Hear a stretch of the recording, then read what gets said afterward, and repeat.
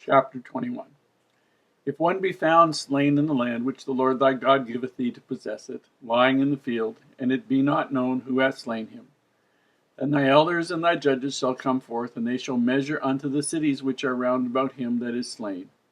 And it shall be that the city which is next unto the slain man, even the elders of that city, shall take an heifer, which hath not been wrought with, and which hath not drawn in the yoke, and the elders of that city shall bring down the heifer unto a rough valley, which is neither eared nor sown, and shall strike off the heifer's neck there in the valley. And the priests, the sons of Levi, shall come near, for them the Lord thy God hath chosen to minister unto him, and to bless in the name of the Lord. And by their word shall every controversy and every stroke be tried.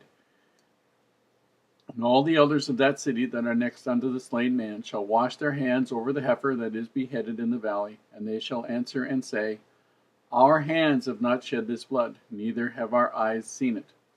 Be merciful, O Lord, upon thy people Israel, whom thou hast redeemed, and lay not innocent blood unto thy people of Israel's charge, and the blood shall be forgiven them. So shalt thou put away the guilt of innocent blood from among you, when thou shalt do that which is right in the sight of the Lord. When thou goest forth to war against thine enemies, and the Lord thy God hath delivered them into thine hands, and thou hast taken them captive, and seest among the captives a beautiful woman, and hast a desire unto her, that thou wouldest have her to thy wife, then thou shalt bring her home to thy house, and she shall shave her head and pare her nails, and she shall put the raiment of her captivity from off her, and shall remain in thine house, and bewail her father and her mother a full month. And after that thou shalt go in unto her, and be her husband, and she shall be thy wife. And it shall be, if thou have no delight in her, then thou shalt let her go whither she will, but thou shalt not sell her at all for money. Thou shalt not make merchandise of her, because thou hast humbled her. If a man have two wives, one beloved and one hated, and they have borne him children, both the beloved and the hated, and if the firstborn son be hers that was hated, then it shall be, when he maketh his sons to inherit that which he hath, that he may not make the son of the beloved firstborn before the son of the hated, which is indeed the firstborn. But he shall acknowledge the son of the hated for the firstborn, by giving him a double portion of all that he hath. For he is the beginning of his strength, the right of the firstborn is his. If a man have a stubborn and rebellious son, which will not obey the voice of his father, or the voice of his mother, and that when they have chastened him will not hearken unto them, then shall his father and his mother lay hold on him, and bring him out unto the elders of the city, and unto the gate of his place. And they shall say unto the elders of his city, This our son is stubborn and rebellious. He will not obey our voice. He is a glutton and a drunkard. And all the men of the city shall stone him with stones, that he die. So shalt thou put away evil from among you, and all Israel shall hear and fear. And if a man have committed a sin worthy of death, and he be to be put to death, and thou hang him on a tree, his body shall not remain all night upon the tree. Thou shalt in any wise bury him that day. For he that is hanged is accursed of God, that thy land be not defiled, which the Lord thy God giveth thee for an inheritance.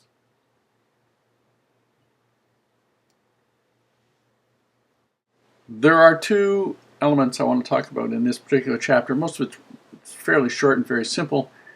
What do you do if you found a dead body? How do you account for the life and the blood of that person? And if in a war you saw a woman who attracted you and you thought you might like to have her as a wife, what the rules were for that and how you would treat her, and if it didn't work out, that you couldn't sell her. You had to let her go. These were really advanced for that time. However, the two I want to comment on are, one is the one at the very end of the chapter of if somebody is hung at the end of the day, you don't let the body hang for longer than a day, you take it down. And the reason for that was basically when you hung somebody, that was the ultimate disgrace. They were considered to be accursed by God. That was their thought in those days. And the shame and the public recognition of what had happened was really part of that. That was why people were stoned. so that the people who actually did the stoning would be witnesses to what had happened. The person had indeed died. And if the body was on display for a day, that was enough. Then the family could take it down, bury it, and begin the grieving process. That was important. And one day sufficed for that. They did not need to leave it up there until the body decomposed, rotted, was eaten by birds, whatever else. It didn't need to happen. One day did it all. It was considered adequate. The thing that most people are absolutely horrified, however, because they really don't understand properly what's involved, it starts in verse 18, where the parents of a stubborn and rebellious son are to take that son down to the city gate and declare that this son is a stubborn and rebellious person, and there the person is to be stoned. Now, there's a whole lot that's left out here that isn't stated, so you need to understand a couple of things. We're not talking about a little child or a teenage son who won't eat his vegetables or make up his room or go get the firewood. What we're talking about, it says a glutton and a drunkard. We're not dealing with a child here. We're dealing with an adult son. And you need to understand that the parents in this family-oriented, family-based society were totally responsible to the rest of the society for what all the members of their family did. If you had somebody, and the words basically are translated as stubborn and rebellious, have the connotation of basically being based in criminal activity, being somebody who is not just stubborn and rebellious, not having a tough day. We're talking about somebody here who's taking advantage of people, maybe robbing, maybe doing other things. In essence, an incorrigible criminal element is the context of the stubborn and rebelliousness. And as the entire family could be judged responsible for the things that a member of the family did, it was a responsibility of the parents to know what each member of their family was doing, make sure each member of the family was properly instructed in doing what was right, called to repentance where necessary, and worked with to change their behavior.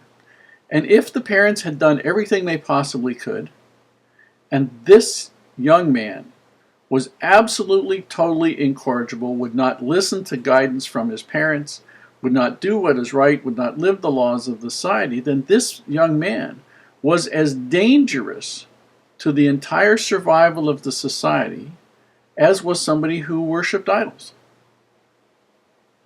And this law made that really plain. You have to understand these people had no judicial system, no counseling system, no government system. Everything was family-based, and anything that interfered with or jeopardized the survival of the family jeopardized the survival of the entire nation. It set up a bad example, which is exactly the same thing as the idol worship did. It contaminated it. And that was the problem. And so with this law and this force behind it, and knowing that your parents could, if you rebelled against everything, if you stole from people, if you basically violated every law of the society, that the people who knew you the best could take you down to the gate. The gate is where all the administrative functions of the city were. All the judges, all those people who presided, made decisions, all the rest of it, all had offices in the gate. So if you wanted to know something or do something, you went to the gate of the city, and that's where it all happened. Could take you down there. And when you got down there, somebody would make a decision as to whether you lived or died. If you were anything open to preserving your own life and living as a decent human being, when your parents told you they wanted you to stop stealing, they wanted you to stop abusing people, they wanted you to live righteously, you would take that a little more seriously than if there wasn't this law. And this law was there to deal with the criminal element. And we know it says to put this evil away from you. So we know it was not a minor, trivial thing. It was major criminal behavior worthy of being judged for your life by.